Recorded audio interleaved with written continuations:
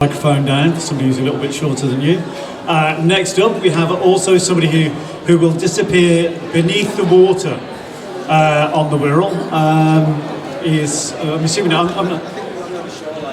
Yeah, oh, there you go. He's on the shoreline, so he's. Oh, you're going to be. You think you're going to be on the shoreline in 20 years' time? Okay, fair enough. Dead in 20 years' time, but it's not my problem. I don't think so, Francis. I think you and I will be meeting up in the pub for a long time to come. Francis Fish with his talk. I will start your slides. They'll appear on there. But let me start the slides first.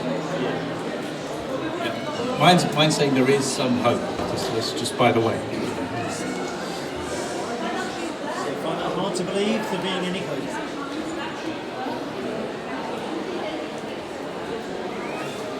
Okay, Acid Communism is an unwritten book by Mark Fisher, who is a British cultural theorist.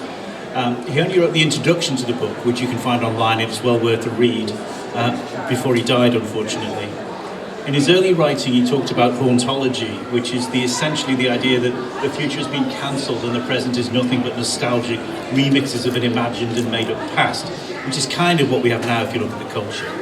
Capitalist decay is treated with denial, so we have this grasping at a faux version of the future to justify the pain that we experience in the present. Later he developed the idea of capitalist realism, where we're disciplined to believe that there is no alternative, which is a neoliberal mantra, but we can make an alternative. He also wrote an essay called Exit the Vampire Castle, which is about bringing class back into politics and no more cancel culture snobbery. The Vampire Castle is a castle of the mind. Here's a quick quote from Fisher in a sec. Capitalist realism isn't the endorsement of neoliberalism. It's the idea that neoliberalism is the only thing we can have, and there's no point in fighting it. Acid communism is instead reclaiming the future, reclaiming the idea of what counterculture that's not part of the mainstream that we can embrace and extend to meet our needs. Neoliberal thinking has left us with an insurmountable doom and gloom where we basically have everything coming to an end, because capitalism is proving itself ever more unsuitable and therefore means the end of everything. If all we have is capitalist collapse to look forward to, then that's it. We're done. Fisher believed that a better world is necessary and possible. The other point here is that the status quo is not the status quo. The apparent status quo is the exact opposite, because society is falling apart, the world is falling apart, we have the ego side.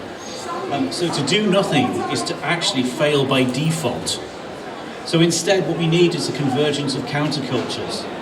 Fisher talks about the feminist movement, the counterculture movement of the hippies, and the anti-capitalist movements themselves, saying they need to reconverge and create a new kind of class consciousness which is much more open and caring.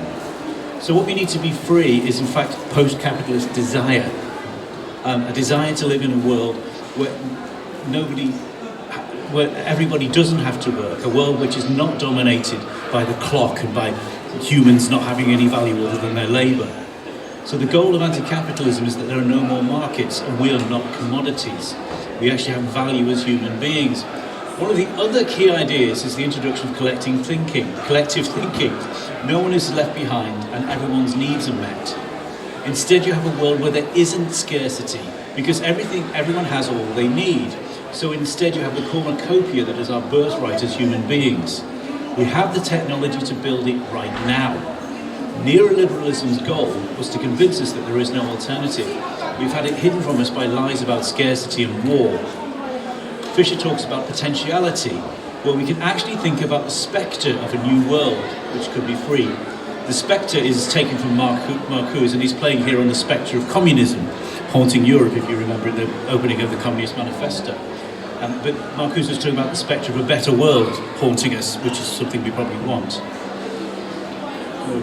So we need to actually believe that the better world is possible and believe that things can be better. We need to turn away from the negativity and despair that's been placed in our heads by neoliberalism. We need to recover our humanity and our connection with each other by working on how to work together. They are us and we are they. If all needs are met, then there is no need for conflict. Instead, much better grounds for love and understanding between people.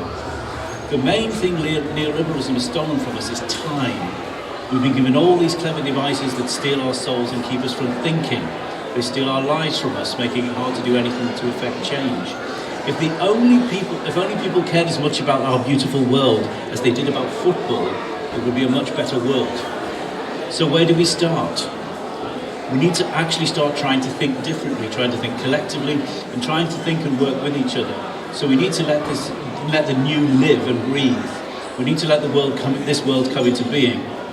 The third thing he talked about was the psychedelic movement, acid love. We were talking about the summer of 1967. We actually need more than the summer of love. Fisher said the 60s were the prelude to a much grander experiment that happened in the early 70s. And that's actually what neoliberalism destroyed, such as what happened in Chile.